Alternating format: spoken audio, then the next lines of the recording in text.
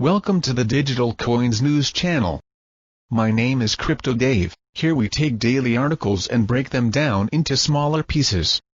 Article out of Cointelegraph. A blockchain-based app aimed to make travel during the pandemic easier has been launched. The app, called ICCAOK Pass, allows users to verify their COVID-19 status instantly. Dorji Sun, CEO of blockchain firm Perlin, told CIR magazine that ICCAOK Pass uses a common global standard that can be deployed and used anywhere in the world today.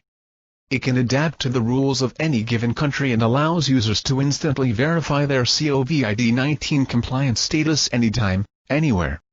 ICCAOK Pass was tested by a couple of companies, including Singapore-based firm Energy Drilling and International SOS. The firms had selected crew members on their way to an oil drilling platform take a polymerase chain reaction PCR test for COVID with the medical results saved on the app. The results were then sent to the client and helped facilitate entry through the Thailand airport. Juliana Jim, Managing Director of International SOS Singapore, said that the successful experience of ICCAOK Pass explains to everyone how to resume travel in light of the coronavirus pandemic safely. The successful pilot of ICCAOK Pass with Energy Drilling is encouraging as it marks an important step in our journey and the aim of implementing a trusted and standardized global system to facilitate the return to work across many industries. In time, we hope that this will see widespread adoption to facilitate a fast, safe and secure return to work. The pandemic has inspired blockchain firms to look at how they can help ease travel restrictions set out by authorities. Article out of the Daily Hodl. The U.S. Congress is now considering a bill that seeks to direct the government to study the use of blockchain technology in commerce.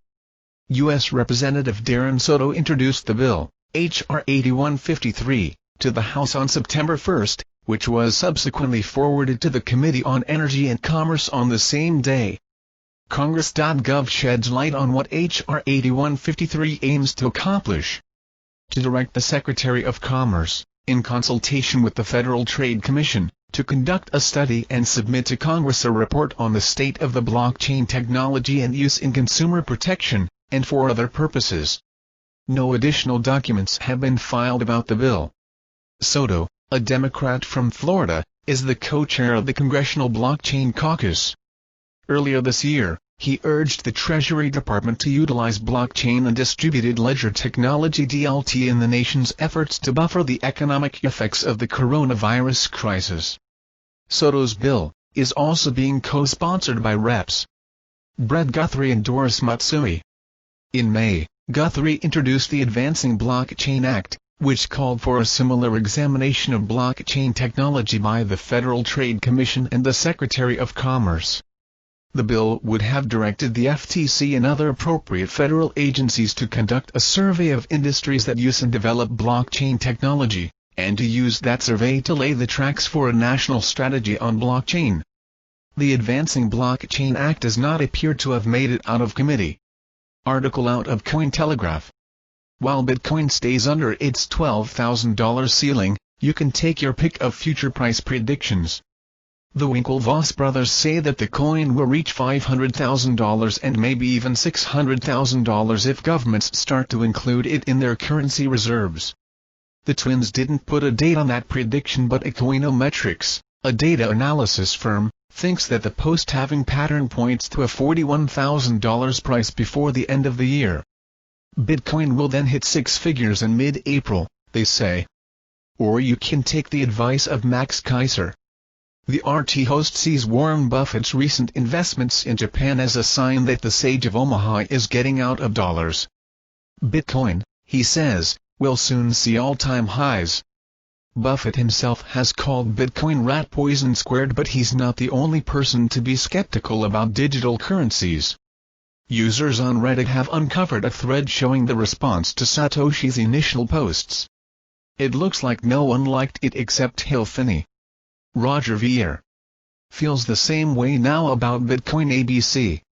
The new Bitcoin Cash fork wants to implement a Coinbase rule that would move 8% of new Bitcoin Cash to a development fund. The question is who gets to keep the Bitcoin Cash name. Vier wants to be sure it's not ABC. In friendlier news, Indian exchange CoinDCX will hold an online training and blockchain certifications course. The company hopes to reach 50 million users in India. Portbase, a logistics solution provider, has completed the first phase of its integration with the blockchain platform Tradelens. The companies will manage operations and processes for ports in Amsterdam and Rotterdam. And Spartan Black, an Asian cryptocurrency fund, sees good things in store for Polkadot. The price of the new protocol's DOT increased by 200% within 8 days of launch, and analysts think it still has a way to go. The protocol scales fast, costs less than Ethereum, and is made by Gavin Wood, who is responsible for much of Ethereum's development.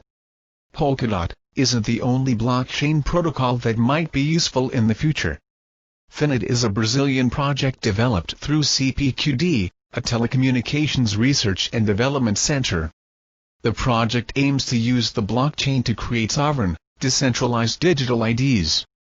Tommy Lees has used Foundation, the Ethereum-based art and culture platform, to launch his vinyl Very Special EP. The platform sells tokens that buyers can redeem for a physical good, raising the price in line with demand. Lee started his limited edition record at $50. 12 sales later, it's selling for $68.27. If that price sounds like a steal, you're hearing what one Tesla employee heard recently. The employee was approached by someone offering them $1 million worth of Bitcoin, in return for placing malware on Tesla's computers. The hacker planned to demand $4 million not to publish the company's stolen data online. But the employee told the FBI and worked with law enforcement to trap the hacker.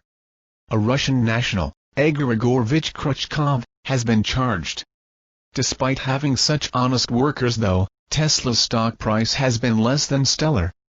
The share fell 4.7% in a day, following the company's decision to sell stock to raise capital. Zoom, however, zoomed up 41% in a day. That makes for a rise of 571% this year. And finally, the Care Bears will be joining CryptoKitties and Atari, on blockchain-based gaming world The Sandbox. The 80s toys will be releasing NFTs that players can use in the Care-a-Lot environment. Remember, if you like this content, please hit the like button and consider subscribing to our daily videos.